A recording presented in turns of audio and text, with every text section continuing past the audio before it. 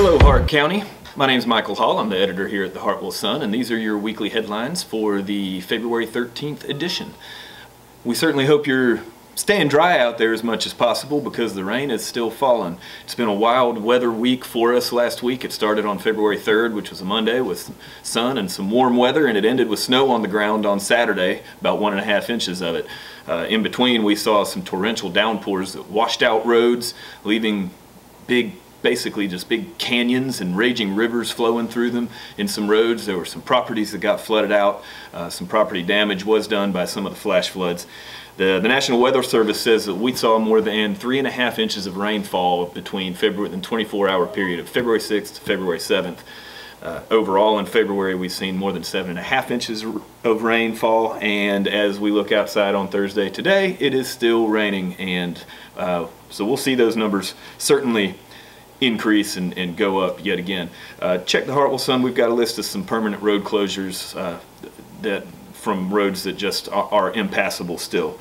In other news, the county commissioners debated how close to a church the sale of alcohol should be allowed at their meeting on Tuesday.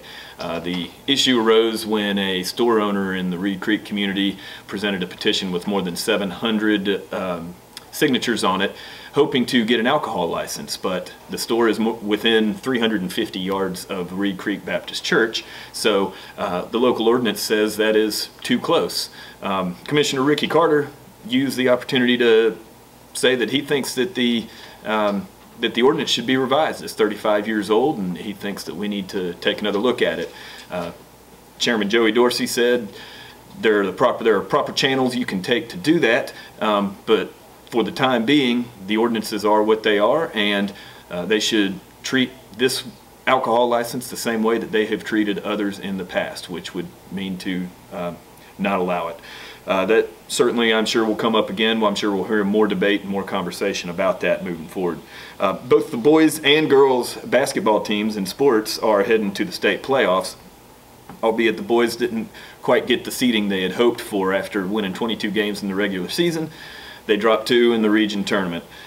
So they are a number 4 seed, and they will be playing at 7 p.m. in Fort Oglethorpe, Georgia, which is the top northwest corner of Georgia, kind of up by Chattanooga area.